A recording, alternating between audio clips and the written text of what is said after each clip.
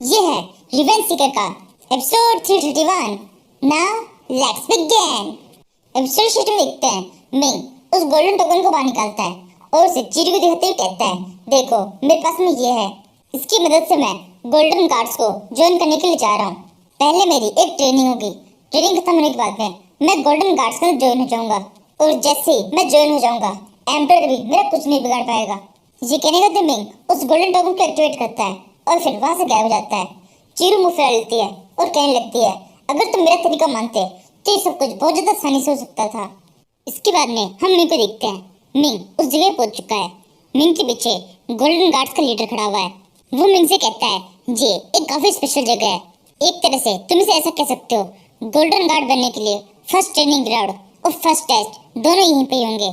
इस जगह पर एंशिएंट टाइम से और मॉडर्न टाइप के भी काफी सारे मार्शल स्पिरिट्स है जो कि तुम्हें मारने की कोशिश करेंगे। वो सब के सब बहुत ज्यादा खतरनाक है और एक शानदार फाइटर भी। यहाँ पर जितने भी आते हैं उनमें से केवल 30% ही होते हैं जो कि इस ट्रेनिंग ग्राउंड और इस टेस्ट को पास कर पाते हैं।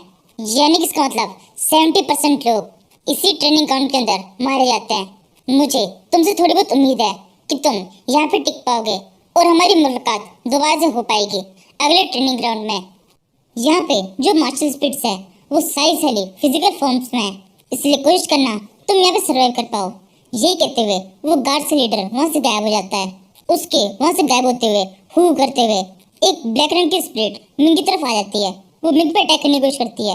उस स्पिरिट के बीच में एक आदमी जैसा कुछ दिखाई देता है जिसके हाथ में एक तलवार भी है। वो मार्शल स्पिरिट मिंग के ऊपर एक जोर से अटैक कर देती है, लेकिन मिंग उसके ऊपर उससे तेजी से अटैक कर देता है। मिंग उसके ऊपर अपनी तलवार से एक जोर से स्लैश मारता है।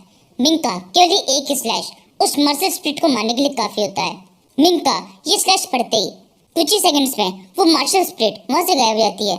इसके बाद मिंग बिबिंग से पूछने लगता है, ये सारे घोस्ट आप कहां से रहे हैं? बिबिंग कहती है, ये घोस्ट नहीं है, ये मार्शल स्पिरिट है। इन स्पिरिट्स को डायरेक्टली बॉडी से निकाला जाता है, लेकिन ये स्पिरिट्स ज्यादा लंबे टाइम तक जिंदा नहीं रह सकती है। बॉडी से बाहर निकलने के कुछ देर बाद में ये डिसअपीयर हो जाती है। लेकिन ऐसा इस जगह पर नहीं हो रहा है। ये जगह इन स्पिरिट्स के लिए बहुत ज्यादा सूटेबल है। ये परमानेंटली इस जगह पर रह सकती है। आप भी इन्हें नहीं मार सकते। अगर आप इनके ऊपर अटैक करते हुए जाएंगे तो भी इन्फिनिट अटैक करने के बाद भी ये स्पिरिट्स केवल यहाँ से डिसअपीयर होगी, मरेगी नहीं। तभी मिंग की सेकंड स्पिरिट स्वॉर्ड मिंग से कहती है, आप चाहें तो इन मार्शल स्पिरिट्स का यूज कर सकते हैं। इनके अंदर बिल्कुल भी कॉन्शियसनेस नहीं है। इनकी सेटिंग यानी कि इनके माइंड को केवल अटैक करने के लिए सेट किया गया है। ये हमेशा अटैक ही करते रहेंगे। आप इन मार्शल स्पिरिट्स को अपने मार्शल लेवल को इंक्रीज करने के लिए यूज कर सकते हैं। ये सुनकर मिंग सोचने लगता है और फिर कहता है, हाँ ऐसा किया जा सकता है। इन मार्शल स्पिरिट से मैं अपना लेवल इंक्रीज कर सकता हूँ। इससे मेरा स्टेटस हेवनली स्टेटस तक पहुंच सकता है। फिर मिंग बिबिंग से पूछता है, बिबिंग तुम बताओ, तुम्हारे मास्टर जिनके साथ में तुम पहले थी वो कहाँ तक पहुंचे थे? उनका स्टेटस क्या था? बिबिंग कहती है, वो ज्यादा आगे तक नहीं पहुंच पाए थे। उनका स्टेटस ओनली स्टेटस तक ही था। वो कभी भी हेवनली स्टेटस तक नहीं पहुंच पाए। स्वॉर्ड कहती है, मेरे मास्टर साथ में बिल्कुल ऐसा ही हुआ था। मेरे पिछले मास्टर वो भी केवल स्टेटस तक ही पहुंच पाए थे, हेवनली स्टेटस तक नहीं। स्टेटस और हेवन दोनों के दोनों एक दूसरे पर डिपेंड करते हैं और इनसे आप गुरु लेवल और सेंट लेवल के बीच में ट्रांजैक्शन कर सकते हैं ताकि आपका लेवल अप करने में आपको मदद मिले। यहाँ पर पृथ्वी फिजिकल बॉडी है जिसे एलिवेटेड करने के लिए स्टेटस की जरूरत होती है। एक बार ये हो जाए फिर आप हेवनली पोजीशन तक पहुंच सकते हैं। जिसमें मिंग कहता है, तुम जैसा कह रही हो इस हिसाब से तो ये बहुत ज्यादा आसान है, तो इसे बाकी लोग ट्राई क्यों नहीं करते? अगर ये इतना ही आसान होता तो सभी लोग इसी के ऊपर अपनी लैंड लगा देते और सबके सब इसी को यूज करते। स्वॉर्ड कहती है, वो ऐसा नहीं कर सकते क्योंकि ये करने के लिए बहुत सारी रिसोर्सेज की जरूरत होती है और किसी तरह से अगर रिसोर्सेज मिल भी जाए तो भी ये पूरी तरह से लक पर डिपेंडेंट होता है। मैक्सिमम चांसेस में ये पूरी तरह से फेल ही रहता है। कुछ परसेंट चांस होते हैं जबकि सफलता मिलती है। ये कहना बिल्कुल गलत होगा कि स्टेटस और ये फॉर्मेशन मार्शल लॉर्ड बनने के लिए एक फाउंडेशन है, बल्कि ये दोनों तो गॉड बनने के लिए एक फाउंडेशन है।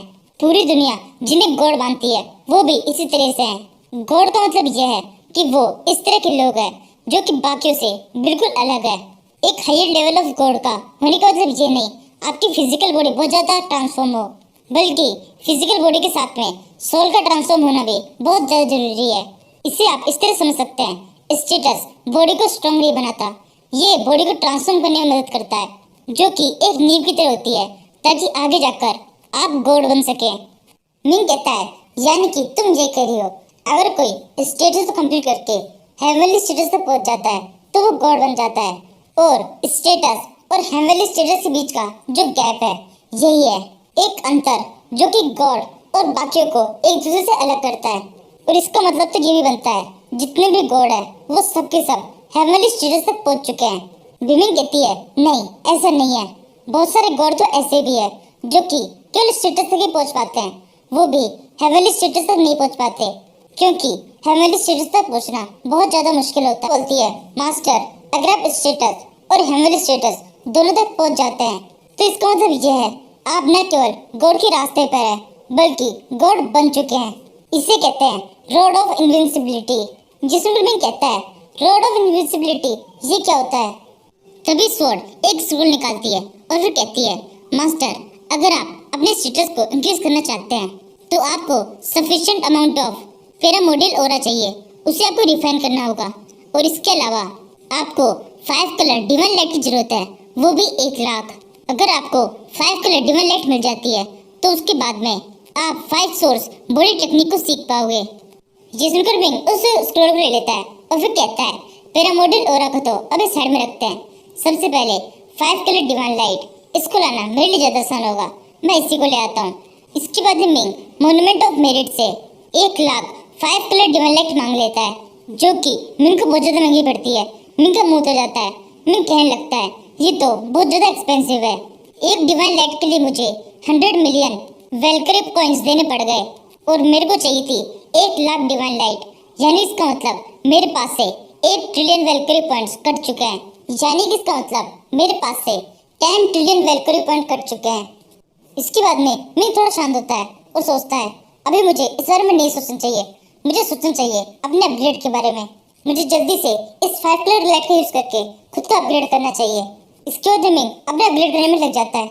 अपग्रेड के बाद में मेरे को काफी ज्यादा अच्छा लगता है।